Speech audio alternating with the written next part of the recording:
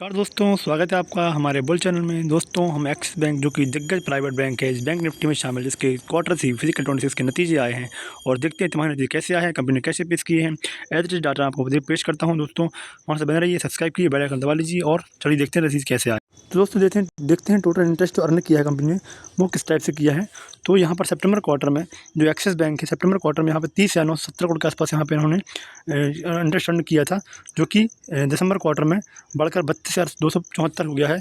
मतलब यहाँ पर लगभग 2200 करोड़ से 2300 करोड़ के आसपास की उछाल देखने मिल रहा है क्वार्टर क्वार्टर देखे बेसिस पे सितंबर दिसंबर में।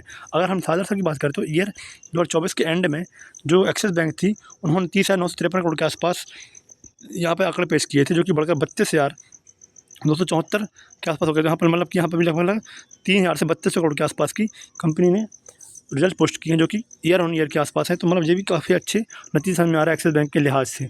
अगर हम यहाँ पर देखते हैं कि कंपनी की ओवरऑल इनकम किस टाइप से रही है, चलिए वो देखते हैं टोटल इनकम किस टाइप से एक्सिस बैंक की रही हुई है। तो देखते हैं कि यहाँ पर टोटल इनकम है एक्सिस बैंक की, वो सितंबर क्वार्टर में 37,594 करोड़ के आसपास थी, जो कि बढ़कर 38,500 करोड़ के आसपास हो गई। मतलब यहाँ पर भी देखें तो 900 से 980 करोड़ के आसपास की बढ़त देखने को मिली क्वार्टर क्वार्टर बेसिस पे, जो कि एक्सिस बैंक ने यहाँ पर आंकड़े पेश किए हैं उस हिसाब से। तो यह बढ़त अच्छी खासी देखने मिल रही है क्वार्टर क्वार्टर पे। अगर हम साझा साल की बात करें तो टोटल इनकम की बात करें तो 36,926 करोड़ के आसपास यहाँ पर अपने बैंक एक्सिस बैंक ने नतीजे पोस्ट किए थे ईयर 2024 में, जो कि बढ़कर 38,500 करोड़ के आसपास हो गए हैं। ये सभी आंकड़े करोड़ों में है दोस्तों। और देखिए यहाँ पर भी लगभग 1500 से 1200 करोड़ के आसपास की उछाल देखी जा रही है ईयर ऑन ईयर बेसिस पे। तो साल में भी देखें तो कंपनी को इजाफा होता दिखाई दे रहा है साल की इनकम में। अगर हम यहाँ पर टोटल एक्सपेंसेस की बात करें तो जो एक्सिस बैंक के एक्सपेंसेस थे वो देख लेते हैं कि कैसे एक्सपेंसेस रहे हैं। तो यहाँ पर एक्सपेंसेस देखते हैं एक्सिस बैंक के।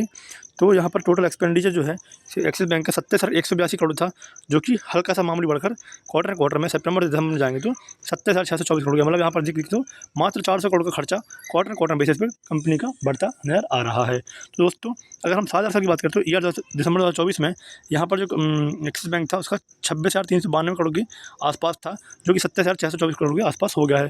तो अगर ईयर ऑन ईयर एंड की बात करें तो 2024-2025 में मामूली से 700 से 800 करोड़ का खर्चा बढ़त देखने को मिल रही है, जो कि एक्सिस बैंक ने यहाँ पर हाल ही में आंकड़े पेश किए हैं। तो दोस्तों देख लेते हैं कि अदर कंपनी जो प्रोविजन रखे गए थे, तो प्रोविजन किस टाइप से रखे हैं और प्रोविजन कैसे सितंबर क्वार्टर में 3500 करोड़ के आसपास प्रोविजन रखी थी, जो कि घटकर मात्र 2200 करोड़ के आसपास रह गए हैं। मतलब यहाँ पर कंपनी ने प्रोविजन जो है वो कम रखने पड़े हैं, जिससे कंपनी का खर्चा और कंपनी का बर्डन कम आएगा, जिससे कि अच्छी बात समझ में आती है। क्वार्टर बेसिस पे देखें तो ये बर्डन कम होता हुआ कंपनी को एक्सिस बैंक को नजर आया है।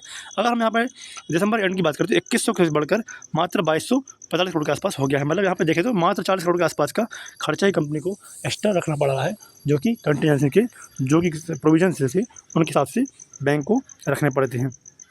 अगर हम यहाँ पे और आंकड़े की बात करते हैं, देखते हैं एक्सिस बैंक के और आंकड़े कैसे। तो दोस्तों देखते हैं कि एक्सिस बैंक जो ऑपरेटिंग प्रॉफिट है, कामकाजी खर्चे हैं, उसमें फायदे हैं, ऑपरेटिंग प्रॉफिट किस तरीके से रहा है। तो एक्सिस बैंक की ऑपरेटिंग प्रॉफिट थी वो सितंबर क्वार्टर में 10,412 करोड़ था, जो कि बढ़कर 10,875 करोड़ के आसपास हो गया। जो ऑपरेटिंग कामकाजी जो प्रॉफिट होता है उसमें हमको जो मुनाफा देखने को मिला है, जिसमें भी लगभग हम देखें तो 350 करोड़ के आसपास की बढ़त देखने को मिली है क्वार्टर बेसिस पे।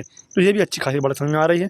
अगर साल की बात करें तो साल 2024 में 10,533 करोड़ की जो आय हुई थी ऑपरेटिंग प्रॉफिट में, जो बढ़कर 10,875 करोड़ के आसपास हो गई है। मतलब यहाँ पर अगर देखें तो हम यहाँ पर भी लगभग 200 से 250 करोड़ के आसपास की जंप देखने को मिल रही है ईयर ऑन ईयर के हिसाब से। तो दोस्तों यहाँ पे एक्सिस बैंक अच्छे खासे काम आंकड़े पेश करते नजर आ रही है। और अगर हम यहाँ पे देखते हैं कि कंपनी के जो प्रॉफिट लॉस है वो कैसे रहे हैं, तो net profit for the period की बात करें तो नेट प्रॉफिट था कंपनी का वो जो था 5,089 करोड़ था, जो कि बढ़कर जो है 6,489 करोड़ के आसपास हो गया है। मतलब यहाँ पर देखें तो सीधे 300 करोड़ का जंप देखने को मिल रहा है, जो भी अच्छा खासा जंप है क्वार्टर बेसिस पे नेट कंपनी का प्रॉफिट हुआ है एक्सिस बैंक का। अगर साल की बात करें तो पिछले साल दिसंबर 2024 में 6,300 करोड़ का फ़ायदा हुआ था कंपनी को, जो कि बढ़कर 6,489 करोड़, मतलब कि यहाँ पर 189 करोड़ के आसपास की 180 करोड़ के आसपास की कंपनी को बढ़त देखने को मिल रही है, जो पिछले दिसंबर 2024 थी उसके हिसाब से देखें तो साल में ईयर ऑन ईयर में यहाँ पर कंपनी को अच्छा खासा मुनाफा देखने को मिल रहा है। अगर हम यहाँ पे ईपीएस की बात करें तो जो कंपनी का ईपीएस था एक्सिस बैंक का, वो देख लेते हैं किस तरीके से आया है। तो हम एक्सिस बैंक ईपीएस की बात करते हैं, तो जो ईपीएस था सितंबर 2024-25 में यहाँ पर 16.41 था, जो कि बढ़कर 20.91 हो गया है। मतलब यहाँ पर देखें तो लगभग 4.0 बेसिस की बढ़त देखने को मिल रही है क्वार्टर बेसिस, जो अच्छी खासी जंप है। क्योंकि यहाँ से देखिए, अगर ईपीएस बढ़ता है कंपनी का, किसी का मुनाफा बढ़ता है, ऑपरेटिंग प्रॉफिट बढ़ती है, टोटल इनकम बढ़ती है, और इस तरीके से हर डाटा अगर बढ़ के आता है तो कंपनी के शेयर में रीरेटिंग होना संभव है, और रीरेटिंग होने से कंपनी का शेयर आगे वाले समय में उछाल मारता हुआ दिखाई देगा। तो यहाँ पे जो डाटा आया है वो काफ़ी शानदार डाटा प्रोवाइड किया है यहाँ पर एक्सिस बैंक ने। अगर हम यहाँ पर सादा साल की बात करें तो पिछले साल यहाँ पर दिसंबर में 20.37 जो ईपीएस था वो बढ़कर 20.91 हो गया है। मतलब ईयर ऑन ईयर देखें तो यहाँ पर भी ईयर में देखें तो 0.30% के आसपास की है ना बढ़त दिखाई दे रही है। तो ये आंकड़े साफ साफ दर्शा रहे हैं कि एक्सिस बैंक ने हाल फिलहाल में अच्छा काम करके दिया है, जो कि उसके आंकड़ों में भी नज़र आ रहा है। अगर हम यहाँ पर एनपीए रेशियो की बात करें तो, या इसके एनपीए की नेट एनपीए की बात कर लेते हैं। जो एनपीए आए हैं एक्सिस बैंक के, वो देखते हैं कैसी एनपीए आए हैं। ठीक है, तो इसका जो एनपीए है वो परसेंटेज बेसिस देखें तो ग्रॉस एनपीए कितना था, 1.46 था, जो घटकर 1.40 हो गया। मतलब अगर यहाँ पे देखें तो क्वार्टर बेसिस पे 0.60 के आसपास की इसमें गिरावट देखी गई है, काफ़ी अच्छी बात है। अगर किसी कंपनी किसी बैंक के अगर एनपीए घटते हैं तो कंपनी में जो कर्जा था, नॉन परफॉर्मिंग एसेट था, वो कंपनी के घटे हैं। मतलब यहाँ पर कंपनी को ज़्यादा कंटीजेंसी प्रोविजन रखने नहीं पड़ेंगे, और ये एनपीए अगर नहीं होंगे तो डिफ़ॉल्ट कम होंगे, तो बैंक को फ़ायदा ही होने वाला है। तो यहाँ पर साल में देखें तो भी बढ़ता हुआ नजर आ रहा है। और ग्रॉस एनपीए और नेट एनपीए की बात करें तो यहाँ पर नेट एनपीए भी परसेंटेज हिसाब से 0.44 से 0.42 हुआ है। लेकिन यहाँ पे हल्का सा जो जंप आया है वो 0.35 ईयर ऑन ईयर मांगे तो ईयर ऑन ईयर में देखें तो 0.35 से 0.42 हुआ है, जो कि हल्का सा जो परसेंटेज नेट एनपीए है सालाना के हिसाब से थोड़ा सा बढ़ता है, ज़्यादा कुछ विशेष इतना नहीं रखता मायने, क्योंकि यहाँ पे 0.00 के बाद के आंकड़े हैं, है ना। तो आप देखें तो माइनॉरिटी से हल्का सा बढ़ के आया है यहाँ पे जो नेट एनपीए है, तो उसमें कोई दिक्कत नहीं रहती है।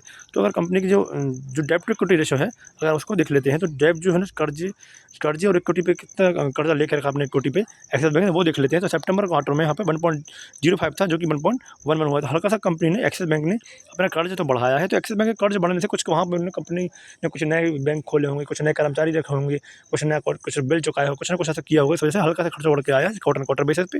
ऐसा कोई प्रॉब्लम वाली बात नहीं है। लेकिन सादा साफ जाएंगे तो वही जो है ना डेब्ट टू इक्विटी रेशो दिसंबर ईयर में 1.10 था, जो कि बढ़कर 2025 में 1.11 हुआ। तो मतलब 0.001 का मात्र बढ़ा है। मतलब यहाँ पे देखना तो कि जो डेब्ट टू इक्विटी रेशो हर चीज़ एक नंबर पर समझ में आ रही है। तो एक्सिस बैंक का शेयर आने वाले समय में उछाल बढ़ता हुआ नजर आएगा, जो कि आंकड़े थे बहुत धांसू है। और यहाँ की कंपनी की तरफ से जो कमेंट्री की गई है वो भी बहुत अच्छा है। और कंपनी की जो एक्सिस बैंक का शेयर हाल फिलहाल कुछ दिनों पहले अपना नए हाई से ही लौटा है, और नए हाई बनाकर कुछ दिन पहले करेक्ट भी हुआ है। तो अब देखते हैं आने वाले समय में करंट जो एक्सिस बैंक है किस तरीके से अपने आंकड़े पेश करके कैसा उछाल मारता है। तो टेलीग्राम हमारे साथ बने रहिए, सब्सक्राइब कर लीजिए, बेल आइकन दबा लीजिए, और क्वार्टर की फर्स्ट अपडेट के मैंने अपने 50 से 60 वीडियो बना कर रखे हैं, उनको आप वॉच आउट करिए और मुझे ऐसा सपोर्ट करके रखिए। Thank you, have a nice day.